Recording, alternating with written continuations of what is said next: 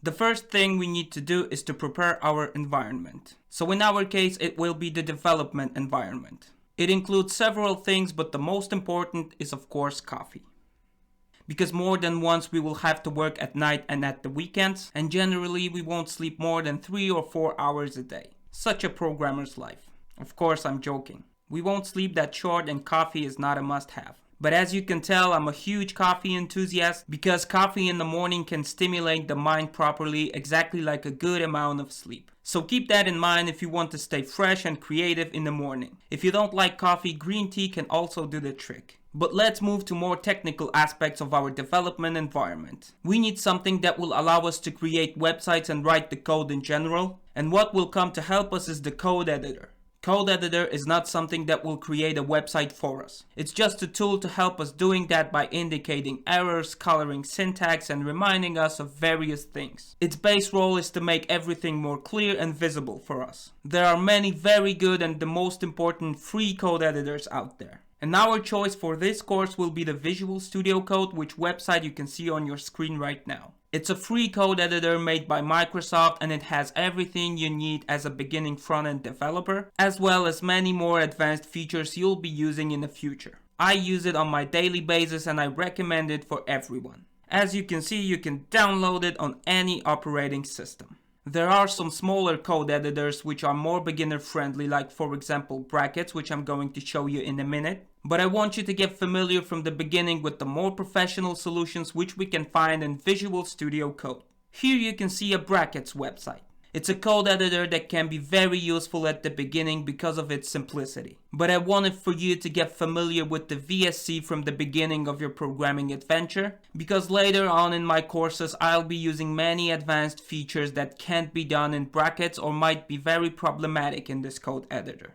But you have to remember that the code editor is only a tool in a developer's hand and choosing the right one is very subjective. You might want to check many different code editors in the future and I encourage you to do so. But for now it will be easier for you to stick with the Visual Studio Code because I will use this code editor in my course and everything you will see on my screen will probably look the same on your screen, which can be very helpful at the beginning.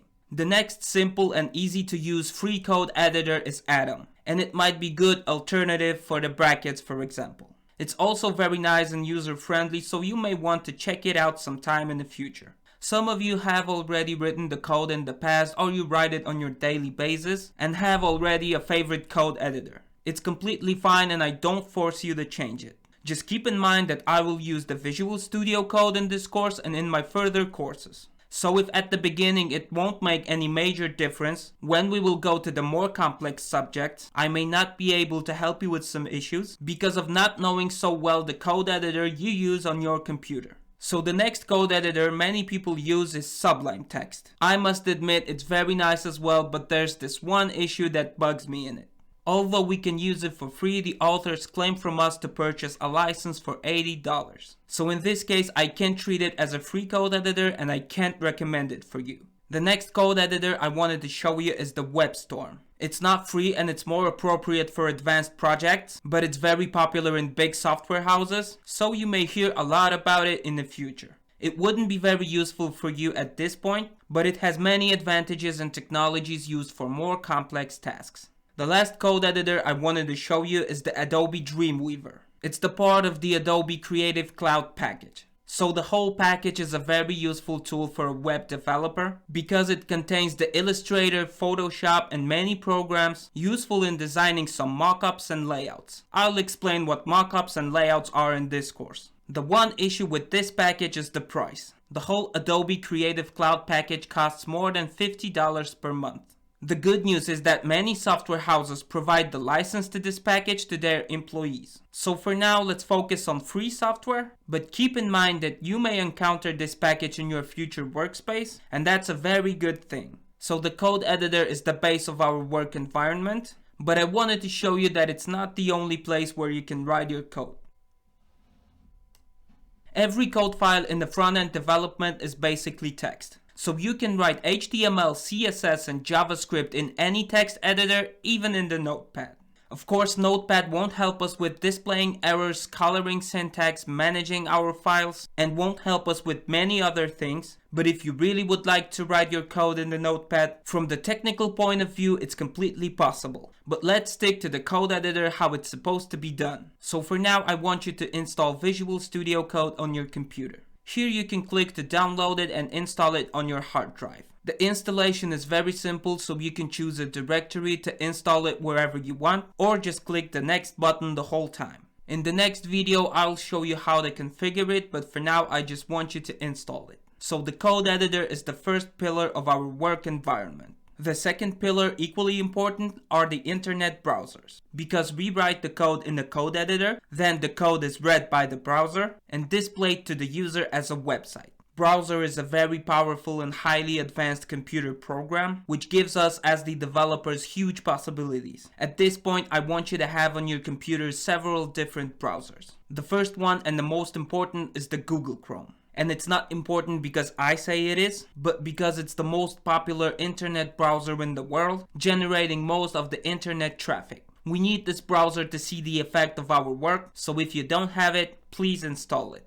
Google Chrome has a version where you can see many future solutions, which are tested at the moment. It's called the Chrome Canary and it has additional functions that may appear in a standard Chrome in the future. It's not necessary for you to have it, but it's good to know it's there. What you must have is a mobile version of the Chrome on your smartphone. Because every website we are going to create has to display properly and look good on any device, such as phone and tablet. Nowadays, it's not an additional value, but a standard. Before we go to other browsers, I want to show you the statistics. Here you can see that most of the users choose the Chrome mobile, and on the second place is the Chrome on the desktops. And that's why I encourage you to download these browsers so much. And here you can see why creating responsive mobile websites is so important. More than 60% of the users surf the internet using their telephones. So you have to keep that in mind because it's very important. But let's go back to our browsers. The next browser you will need in this course is Firefox. I want you to install it even if you don't use it on your daily basis, because you'll need it to test the result of your work. Firefox also has its more advanced developer edition. You can download it as well to check its features, but the must-have for you is a standard Firefox. It's basically good to have many browsers on your computer to check if everything works how it should on your websites. We will also need the newest browser from Microsoft, which is the Microsoft Edge. As you may know, the Internet Explorer is not supported anymore, so we won't bother to use it.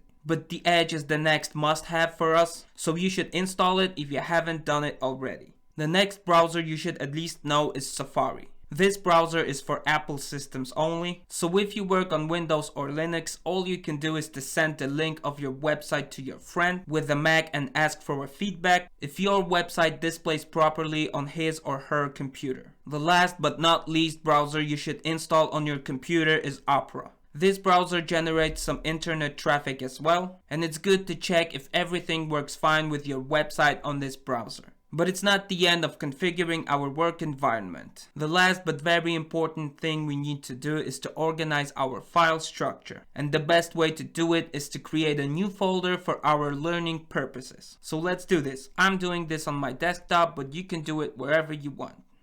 Let's create a new folder. Let's name it.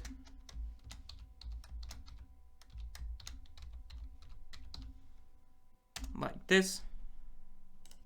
Let's go inside our folder and let's create another one inside it. Let's call it day 1.